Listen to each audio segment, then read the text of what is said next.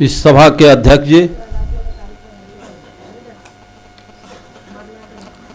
माननीय उदय नारायण चौधरी जी, हमारे chief guest supreme court के पूर्व मुख्य न्यायाधीश बालाकृष्णन जी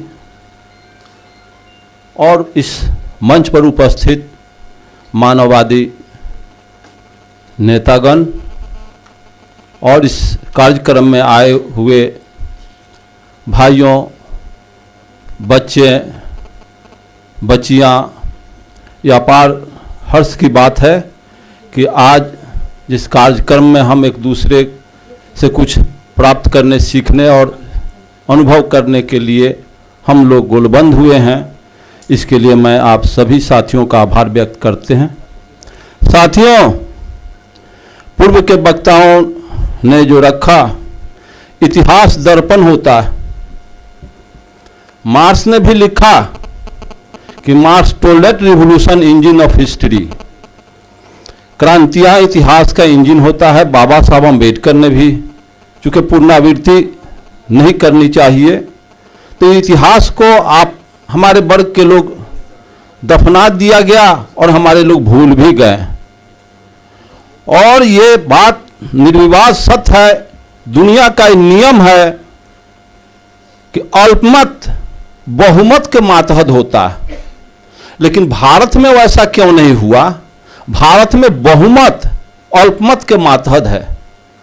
90% जिसको जगदेव बाबू ने कहा था कि 10 का शासन 90 पर नहीं चलेगा, यहां 10 का शासन 90 पर चल रहा है। इस तरह का कपोल कल्पित बातों में समाज फंस गया कि आज तक हम निकालने का प्रयास कर रहे हैं। बाबा साहब अम्बेडकर, ज्योतिबा फूले, पेरियार रामा स्वामी नायकर, कबीर, बुद्ध, ये सभी डॉक्टर भारत के नब्ज को पहचाने, लेकिन यहाँ की जो बीमारी थी, हमारे भारत की सामाजिक जो दुर्दशा थी, समाज में जो बुराई थी, समाज में जो बीमारी थी, इसका एकमात्र भारत का डॉक्टर वो डॉक्टर अम्बेडकर थे। और दुनिया के संपूर्ण बीमारियों का इलाज डॉक्टर वो कार्ल मार्क्स थे।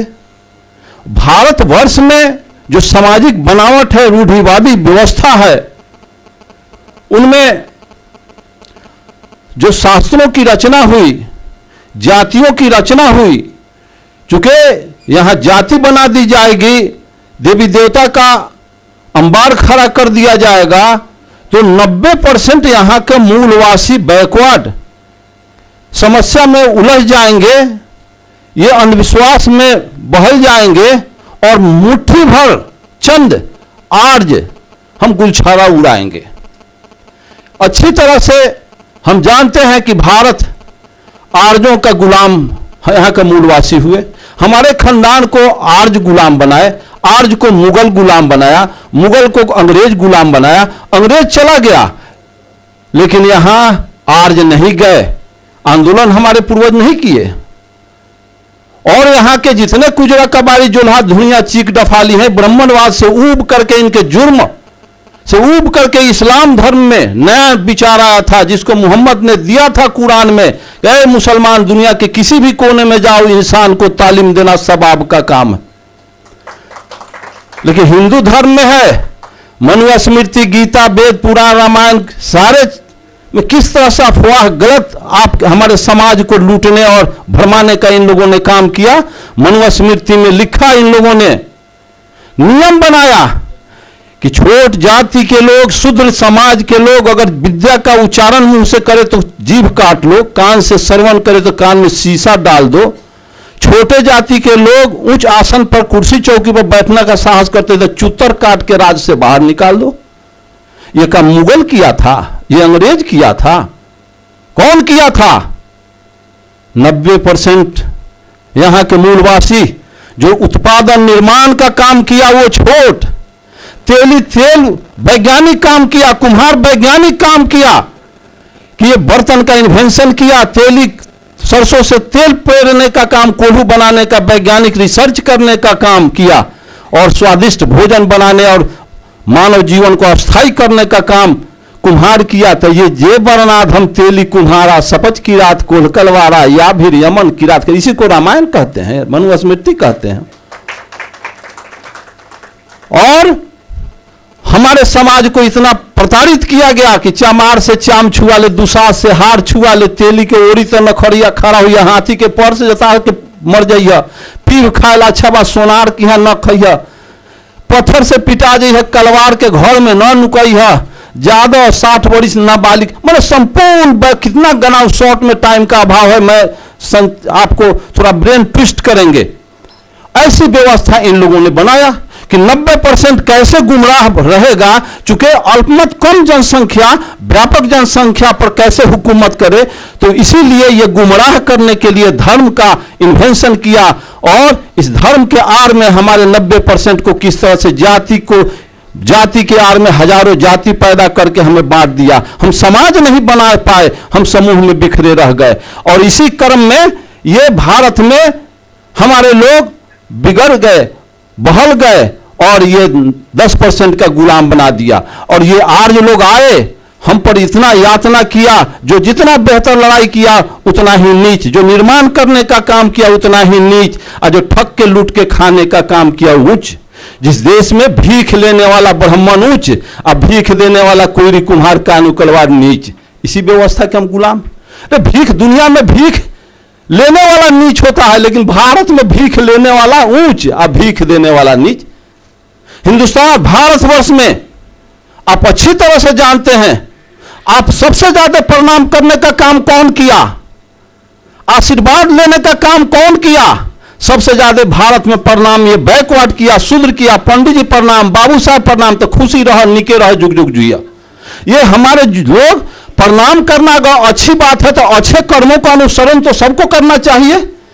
प्रणाम करके हमारे बैकवर्ड टोकरी के टोकरी आशीर्वाद ये लोग बटोरे, तो जो जितना आशीर्वाद लिया उसका उतना ही बिगड़ गया, जो आशीर्वाद किसी से न लिया उसका उतना ही चकाचक है। इसका मतलब आशीर्वाद लेना बुरी बात है।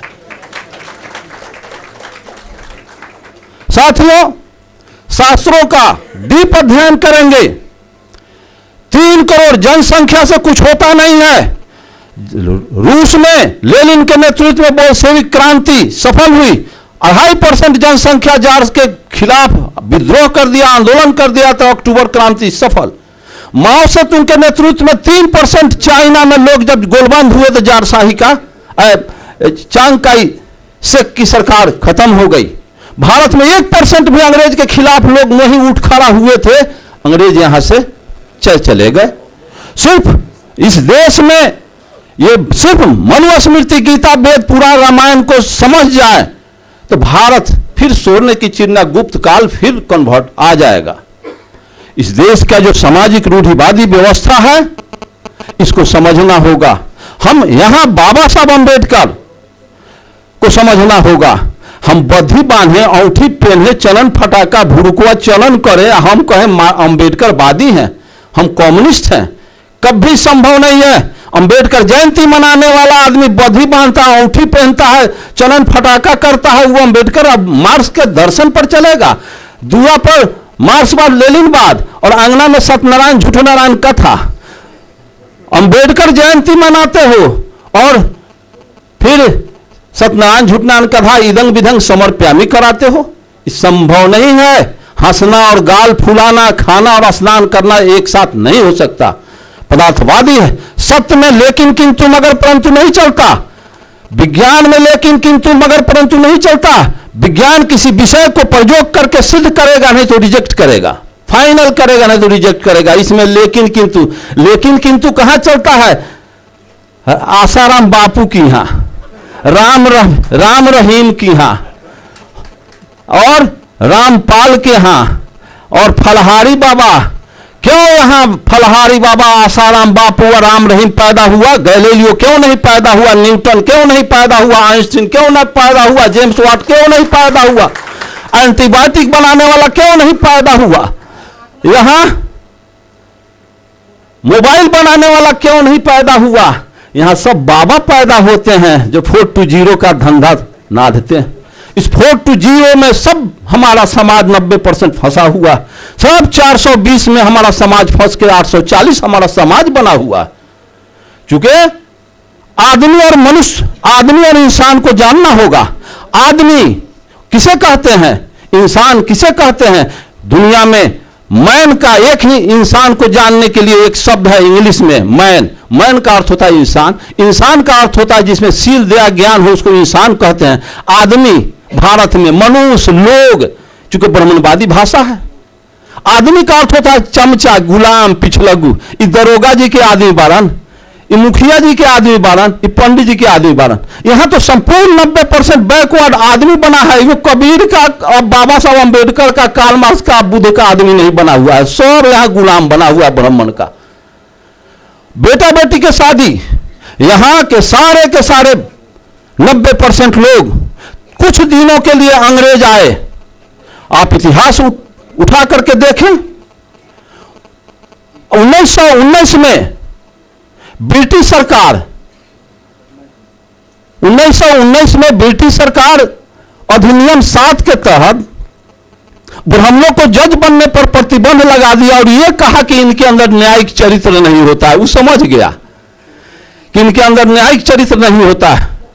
फिर 1945 में हिरोशिमा नागासाकी पर परमाणु बम गिरा तो करोड़ों आदमी के निधन, लाखों आदमी के निधन पर ब्रिटेन के prime minister Churchill international comment किया और यह कहा कि हम अमेरिका को समझदार समझते थे, लेकिन अमेरिका समझदार नहीं निकला। किसी राष्ट्र को बर्बाद करना था तो परमाणु बम क्यों गिराया? भारत से 4 को ब्राह्मण लेके जापान में बसा देता, उसका सर्वनाश कर देता। तो वो अंग्रेज समझ गया, लेकिन आज तक यहां के बैकवर्ड शूद्र आज तक नहीं समझा, जिसका नतीजा दुनिया के दौर में भारत सबसे पीछे पड़ा हुआ है। बैकवर्ड का कल्याण और यहां के देवी देवता का जाल बिछा दिया गया कि देवी देवता में 90% फंसा रहे। हम क्या कर रहे हैं इसको कोई नहीं समझ सके, उसी के आड़ में वो अपना फसल काट रहे हैं। साथियों, आप अच्छी तरह से जानते हैं कि ऊंची नीची भूमि अच्छी पैदावार नहीं दे सकती। ऊंची नीची भूमि अच्छी पैदावार नहीं दे सकती। उभर खाभर रोड रास्ता अच्छी गति प्रदान नहीं कर सकती। तो जिस समाज में ऊंच नीच छुआछूत के भेदभाव रखने वाले लोग क्या समाज राष्ट्र का कल्याण कर सकते हैं? मैं पूर्व के वक्ता माननीय जो कहे हैं कि सूरज को हनुमान निकल गए, मैं कहता हूं कि सूरज हनुमान। मैं अगर कहूं कि मेरे गांव में एक हाथी जमींदार पोसता था तो एगो मेढक हाथी को निगल गया, प्रॉम्प्ट सारे लोग कहेंगे गुप्ता जी झूठ बोल रहे हैं, मेढक कहीं हाथी ले लेगा। तो मैं अगर कह दिया कि मेढक हाथी ले गया, ये गलत हो गया। तुलसीदास कह दिए कि हनुमान सूरज निकल गए। जहां हीलियम परमाणु टूटता है, पदार्थ का नियम है, जो पदार्थ जितना सूक्ष्म होगा उसका मारक शक्ति उतना ही भयंकर होगा। हनुमान सूरज पर हीलियम पदार्थ इलेक्ट्रॉन टूटता है तो 1 करोड़ लाखों किलोमीटर ऊपर, लाखों गुना सूरज पृथ्वी से बड़ा है, उसको हनुमान जाकर निगल गया। और तुलसीदास अयोध्या में बैठल टेबल कुर्सी पर लिखे रहस, देखे रहस, इस तरह से कपोल कल्पित बात। अंत में हनुमान को तुलसीदास अयोध्या में लिलवा दिए, हनुमान को सूरज। और फिर वो हनुमान को लिलवा देते हैं सीता की पता लगाने के लिए राम भेजे, तो हनुमान उड़ करके फ्लाई करके गंगा थी समुद्र को जा रहे थे तो सूरसा से लिलवा दिए, जिसमें लिखा हुआ है तुलसीदास के रामायण में कि जस जस सुरसा बदन बढ़ावे ताके कपि दोबर रूप दिखावे। 16 योजन के होके फ्लाई करे तो सुरसा निगलना शुरू की, तो 32 योजन के होने में भी निगलाने लगे तो 64 योजन के हनुमान जी हो गए। 64 में जब सुरसा निगल गई हनुमान को तो बोले मच्छर के भेष पर पकड़ के कान में निकल गए। तो मैं पूछता हूं कि अरुण गुप्ता 6 फीट के हैं और एक बार 300 फीट हो जाएंगे तो इतना चाम हड्डी के तो व्यवस्था करना होगा कि बाटा कंपनी के सारा चमड़ा हनुमान के देह पर चढ़ गया था। और इतना कहने का ये तात्पर्य है। और हनुमान गए और मुंदिरिका राम जो दिए थे, मुंदिरिका लेकर के सीता को प्रमाणित करने के लिए कि मुंदिरिका बताओगी सीता अपना कष्ट बताएगी, तो वो मच्छर के भेष पकड़ के जब कान में निकले तो पूछना चाहिए कि मच्छर के भेष पकड़ के कान में निकले तो राम के दिया हुआ अंगूठी मुंदिरिका का दोनों में पहने हुए थे। तो वहां सीता को प्रमाणित किया, तो सीता जब लगी कष्ट के बात करने तो बहुत कष्ट हुआ, तो गुस्सा में आके हनुमान अपने दो में लुकारी लगा के सोने के लंका को जला के राख कर दिया। तो किसी सोनार से पूछो कि सोना जल के राख हुआ है। और फिर क्या हुआ कि जब आग डोम जलने लगा तो ये हनुमान जी गए समुद्र में मुझाने, तो समुद्र का था कि करोड़ों समुद्र का पानी खत्म हो जाएगा, करोड़ों जीव पानी बिना खत्म हो जाएगा, इसलिए आप दूसरा विकल्प ढूंढे। तो मुंह में समा लिए, जब मुंह में समा लिए तो मुंह झोंकर गया। सूरज लीले तो मुंह नहीं झोंकड़ा, और डोम के आग से इनका मुंह झोंकर जाता है। अरुण गुप्ता अगर चिराग और लालटेन ली रहा है तो मुंह झोंकर जा रहा है, कांटी थर्मल ली रहे हैं तो मुंह नहीं झोंकर रहा है। इस तरह से तर्क के बिना, इसीलिए मैं कहता हूं कि तर्क करो, जानो तब मानो। अर्जक संघ का दर्शन है, जानो तब मानो, लेकिन हमारा समाज बैकवर्ड ब्राह्मण जो कह दिया मान लिया, जानने का प्रयास अभी तक नहीं हमारे लोग किए। साथियों, आप मूर्ति पूजक बन गए। दुनिया की किसी संस्कृति, किसी देश का ऐसा परंपरा नहीं है। हम परंपरावादी बने हुए हैं, परंपरा को तोड़ना ही मुक्ति है। आप परंपरा में चलते रहेंगे, आने वाला पीढ़ी को पास देकर जाएंगे, गुलामी में आप फंसे रहेंगे। आने वाला संतति को आजाद करने का काम करें। और अगर आप चाहते हैं मूर्ति पूजक से उठना चाहते हैं, मूर्ति पूजा करने से कोई किसी का आज तक कल्याण नहीं हुआ। मूर्ति पूजा, अगर मूर्ति पूजा करने से कुछ अगर आपको बेनिफिट हो, तो जैसे आप कोई काम करते हैं तो 2 सप्ताह के बाद, 6 महीना के बाद रिटर्न आ जाता है, तो आज तक मूर्ति पूजा करने वालों को कुछ रिटर्न आया? अगर मूर्ति पूजा में अटूट विश्वास है तो मैं 25 गो मिट्टी का चूहा बना दें, चूहे के कलर में पेंट करके किसी चूहे के बिल पर रख दें, 25 गो मिट्टी का खरगोश बना के खरगोश के कलर में पेंट करके किसी झाड़ी में छुपा दे, इधर से कुत्ता को इंडिकेट करो, कुत्ता मिट्टी के खरगोश को कैच करो, तो माटी के खड़ा को कुत्ता कैच करेगा, मिट्टी के चूहा को बिल्ली कैच करेगी। तो जब मिट्टी के चूहा को बिल्ली कैच नहीं करे, मिट्टी के खरगोश को कुत्ता कैच नहीं कर रहा है, लेकिन हम मानव अपने हाथ से माटी के हनुमान, शिव शंकर, दुर्गा, पार्वती, गणेश बना के पेंट पोचारा करके, लंगावटा साया साड़ी ब्लाउज पहना के हम कर जोड़ के गिड़गिड़ाते हैं कि हे हनुमान जी हम पर कृपा करो। तो हनुमान के पास बैंक बैलेंस है कि 10-20 हजार से कृपा कर देगा? वो दुर्गा के पास लैंड प्रॉपर्टी है, दुर्गा के पास लैंड प्रॉपर्टी है कि 2-4 बीघा जमीन रजिस्ट्री कर देगी। इसका मतलब है कि हम मानव असल नकल के पहचान करने में कुत्ता बिलाई से भी बदतर हैं। ऐसी व्यवस्था हमारे समाज के लोगों को समझना चाहिए। बहुत हमारे और बाबा साहब अम्बेडकर जो सुपर एंटीबायोटिक दे दिए, रामस्वरूप वर्मा अर्जक संघ के संस्थापक, वैज्ञानिक सोच को डेवलप करने का, अगर अर्जक संघ फेल कर गया तो भारत को कोई निकालने बचाने वाला, भारत में बाबा साहब अम्बेडकर का एकमात्र मिशन को पूरा करने में अर्जक संघ ही लगा हुआ है। 1900, आपको मैं कहूं कि सबसे पहले यह बात आप अच्छी तरह से जान लें, मेरे ससुर मर गए, 8 जनवरी को शोक सभा हुआ। ब्राह्मणवाद को खत्म करने के, ब्राह्मण को दरवाजे पर टपने, तीर्थ धाम करने का काम अगर करते हैं तो ब्राह्मणवाद को प्रोत्साहित करते हैं। मेरे ससुर मर गए तो मेरे साला कार्ड भेजते हैं कि अपार दुख के साथ सूचित कर रहा हूं, शोक श्राद्ध का कार्ड भेजते हैं। तो अपार लिखते कैसे हैं ब्राह्मणवादी स्टाइल? उन्हें सारे लोग लिखते हैं कि अपार दुख के साथ सूचित कर रहा हूं कि मेरे पिता का स्वर्गवास हुआ है, अतः इनके आत्मा की शांति हेतु आप सादर आमंत्रित हैं। मोक्ष कार्यक्रम एवं हजामत, पगड़ी चादर एवं ब्रह्म भोज। मैं सर बेटा को कहा कि भाई ये कार्ड कौन लिखा है? तब पापा, हम ग्रेजुएट हैं। तो हाँ, तो फिर ऐसे कार्ड गलत क्यों लिखा? इस भोज में मैं नहीं जाऊंगा। लिखते हो कि अपार दुख के साथ सूचित कर रहा हूं कि मेरे पिता का स्वर्गवास हो गया। जब पिता स्वर्ग में बिना तोषक तकिया, जूता छाता, छिपा गायल पलंग दान कहले स्वर्ग में चल गए, तो दुख काहेला? दुख मत लिखो। और फिर लिखते हो कि उनके आत्मा की शांति हेतु आप साधन आमंत्रित हैं। शरीर में आत्मा होती नहीं तो शांति किसको? यह शरीर अरबों खरबों परमाणुओं का एक संगठित संरचना है। यह शरीर में अरबों खरबों परमाणु डेली आते हैं और डेली छोड़ के चले जाते हैं। जो पदार्थ जिस रूप में एक बार था दोबारा उस रूप में आता नहीं है।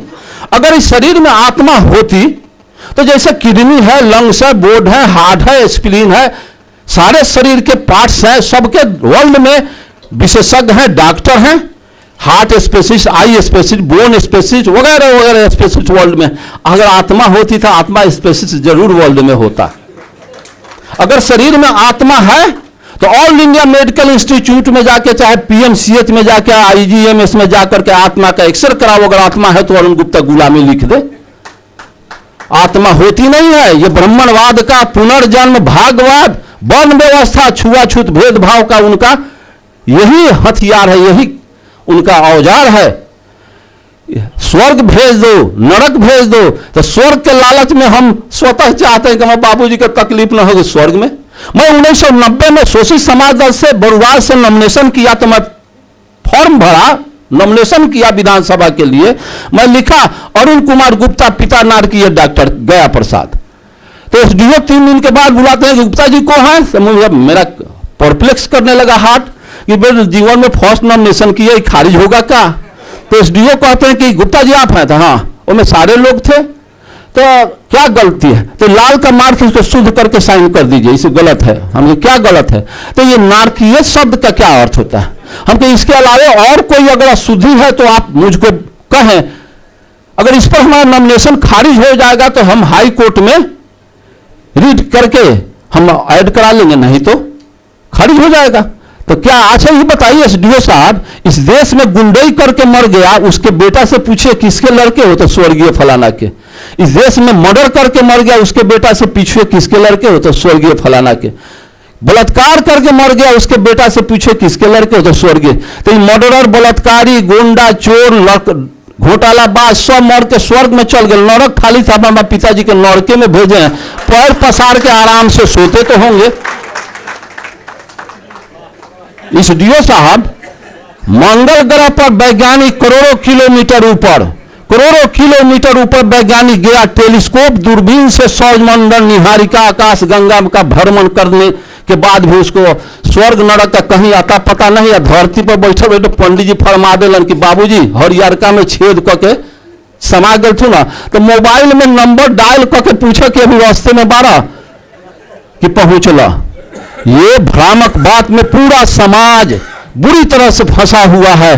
साथियों, इस बुराई से ऊपर उठना होगा, नहीं तो ये राष्ट्र बनने वाला नहीं है। देश में आप रह जाएंगे। देश से राष्ट्र में अधिक ताकत होता है। जिस देश में 56,500 जात, वो अमेरिका का मुकाबला करेगा। इतिहास है, ब्राह्मणों का बहुत बड़ा हथियार है, औजार है। इनके शास्त्र में लिखा है देवी देवताओं के पैदाइश।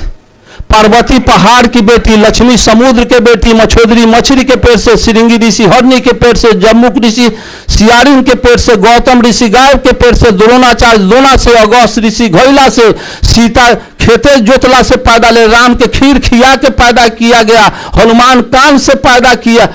इस तरह से सब देवी देवता पैदा कर दिया। सब देवी देवता को हथियार क्या देता है? विश्वकर्मा के बसहा धरा दिया। विश्वकर्मा भगवान को हाथी पर चढ़ा दिया। अगर विश्वकर्मा भगवान को बोकारो इस्पात प्लांट के सुपरविजन करके कांटी थर्मल के सुपरविजन करना पड़ गया तो हाथी से क दिन में आएगा? उसको हेलीकॉप्टर रखना चाहिए। गणेश का सवारी चूहा धरा दिया। 2 क्विंटल के हाथी के मूर या 50 किलो धर 2.5 क्विंटल के लोड उस समय का चूहा खींचता था। फिर इसी तरह से सभी देवी देवताओं का सवारी, कोई शिव के सवारी बसहा। इस तरह से सारे देवी देवताओं को सवारी दे दिया कि कुत्ता, बिलाई, बसहा, मूस, चूहा, लक्ष्मी के सवारी उल्लू। इस तरह से सारे देवी देवताओं की सवारी इसी तरह से कपोल कल्पित। चूंकि इन्वेंशन रेल तो बनाना नहीं था, हवाई जहाज किसी देवी देवता को नसीब न हुआ कि वो हीरो हुंडा मारुति पर तो चल लें, ऐसी व्यवस्था। फिर देवी देवता ये सब शक्तिमान देवता हैं, तो फिर इसको बुध कहाँ? हाँ, गरसा फरसा लिए थे बुध। कार्ल मार्क्स कहाँ गरसा फरसा लिए थे, के 56 लिए थे। कबीर कहाँ लिए थे? ज्योतिराव फूले कहाँ? ऐसी व्यवस्था। लेकिन इनके सारे देवी देवता के पीठ पर देखो गरसा फरसा, भाला, हनुमान गादा। हनुमान को परमाणु बम रखना चाहिए था। ऐसी व्यवस्था क्यों? चूंकि इसी में हमारा समाज दिग्भ्रमित रहे, घुलटता रहे। और फिर इन देवी देवताओं के बाद क्या इन लोगों ने शास्त्रों में लिखा अंधविश्वास फैलाने के लिए? इन लिखा है शिव के त्रिशूल से बचबा, विष्णु के चक्र से बचबा, इंद्र के वज्र से बचबा, जम के दंड से बचबा, लेकिन पंडित जी के शराफ से न बचबा। चंद्रलोक पर भाग के चल जाबा, लकड़ी लेखन धड़ धड़ जड़ जाबा। तो अर्जक्सन पूछा, जब शिव के त्रिशूल, विष्णु के चक्र, इंद्र के वज्र, जम के दंड से बचोगे लेकिन पंडित के शराब से नहीं बचोगे, तो 712 ईस्वी में अरब के मोहम्मद बिन कासिम 6000 पलटन लेके सिंध के दाही राजा पर हमला बोला। दाही राजा की 60,000 पलटन धूल चाट के हार गई। 1026 में मोहम्मद गजनी 30,000 फौज लेकर पंजाब राजस्थान होता हुआ गुजरात पहुंचा। वहां ब्राह्मणवाद के प्रबल दुर्ग सोमनाथ के मंदिर को ध्वस्त कर दिया। 3 लाख क्षत्रिय सेना हार गए। हिस्ट्री में हम लोग पढ़े, सभी सोने चांदी के देवी दुर्गा को कबाड़ के ले गया, हाथी 80 को खच्चर गधा पर लाद करके ले गया। फिर 1193 में मोहम्मद गोरी के 12,000 फौज के सामने पृथ्वीराज चौहान के 80,000 फौज धूल चाट के हार गए। हजारों लड़कियों को लूट के ले गया। 2.5 रुपये लड़की अफगान में लगाया तो खरीदार नहीं जुटा, तो जो लड़की भाग करके चल आई थी, यहाँ हिंदू समाज के लोग उसको उल्टा कह करके घर से निकाल दिया, तो प्रोस्टिट्यूशन में हमारी बेटी चली गई। फिर पानीपत की पहले लड़ाई 1526 में त्राइन के युद्ध में बाबर के 12,000 फौज के सामने राणा संगा की 60,000 फौज धूल चाट के हार गई। सब सोने चांदी के देवी दुर्गा था, कबाड़ के ले गया। तो एक तरफ कहते हो कि शिव के त्रिशूल, विष्णु के चक्र, इंद्र के वज्र, जम के दंड से बचोगे, पंडित के शराब से न बचोगे, तो 712 में हार गए, 1026 में हार गए, 1193 में हार गए, 1526 में हार गए। देश गुलाम हो गया, देवी देवता लूट गई, ब्राह्मणों को कचर दिया। 6 घंटा तलवार चलाया गजनी सोमनाथ में, तो 1100 भक्त पुजारी को कचर दिया। जब इतना कष्ट हुआ तो ब्राह्मण को तो शराप देना चाहिए कि अंग्रेज और मुगल बॉर्डर के वहीं पर लकड़ी लेखन धड़ धड़ जड़ जाता। तो ये शराप से तो कुछ होता नहीं, गजनी गोरी का एगो बाल टेढ़ नहीं होता, तो फिर ये शराब तो नेकेड हो जाता है, एक्सपोज कर जाता है। इसलिए तो फिर ये शराब एक्सपोज कर जाएगा, इसलिए लोग शराब पे नहीं रिजर्व रख लिया कि फिर ये कोयरी कुमार चमार दूसरा दही चूड़ा कैसे खियाई, ये तो भंडा फूट जाएगा शराब का, इसलिए इसको रिजर्व रखा। बड़ी चतुर है लोग। साथियों, आप अच्छी तरह से जानते हैं जिस तरह से हमारे समाज का, भारतवर्ष के मूलवासियों का जो रिश्ता है, आर्यों का जो रिश्ता है, चूहा और सर्प, चूहा का जो सर्प से रिश्ता है कि सर्प आता है चूहे के घर में प्रवेश करता है और चूहों को खा जाता है और उसका घर वो दखल कर लेता है। उसी तरह से विदेशी आर जा करके यहाँ के मूलवासी को, देश को गुलाम करा लिया, इसी से कमवा रहा, खा भी रहा है और ऊंच भी कहा रहा है, इसको नीच भी कह रहा है। चूहा और सर्प का रिश्ता यहाँ के मूलवासी आर्यों का है। साथियों, ऐसी व्यवस्था को हमारे समाज के लोग को समझना चाहिए। आज तक हमारे लोग नहीं समझे और यही भारत में नियम बनाया हमारे लिए, तो अंग्रेज निहाल कर दिया। अगर अंग्रेज नहीं होता तो बाबा साहब अम्बेडकर नहीं होते। बाबा साहब अम्बेडकर ने कहा कि हम हिंदू कभी नहीं थे, हिंदू आज भी नहीं है, हम हिंदू धर्म के गुलाम हैं। हिंदू धर्म छोड़ना धर्म परिवर्तन नहीं, ये तो गुलामी के जंजीरें तोड़ना, इसे वीर पुरुष ही कर सकते हैं। हिंदू धर्म सवर्णों का है, हम किसी भी वर्ण में नहीं आते हैं। हिंदू सवर्ण है, हम अवर्ण हैं। हिंदू धर्म के भगवान देवी देवता हमारे पूर्वजों के हत्यारे थे, इसीलिए हमारे छाया से भी परहेज करते रहे और आज भी कर रहे हैं। कुत्ते बिल्ली के पेशाब से उन्हें कोई परहेज नहीं, परंतु हमारे द्वारा दिए गए गंगा के जल से पवित्र हो जाते हैं। उनकी पुनः शुद्धि गाय के मलमूत्र से होती है। राजा बनने के लिए रानी की पेट की जरूरत नहीं, तुम्हारे वोट की जरूरत है। तुम अपने ओर से खुद राजा बन सकते हो। जो में तुम्हें आरक्षण मिला है, तुम्हें किसी के दया के भीख नहीं, तुम्हारा अधिकार है। अधिकार मांगने से नहीं मिलता, छीनना होता है, छीनो। जिस कौम में कुर्बानी के बकरे नहीं होते वो कौम आगे नहीं बढ़ती। कुर्बानी दो, आगे बढ़ो।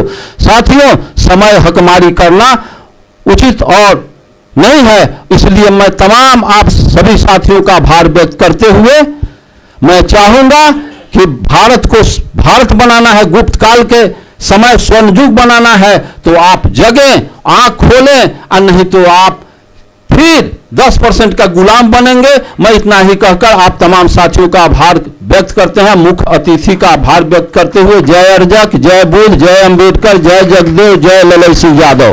बहुत बहुत धन्यवाद, बहुत बहुत धन्यवाद।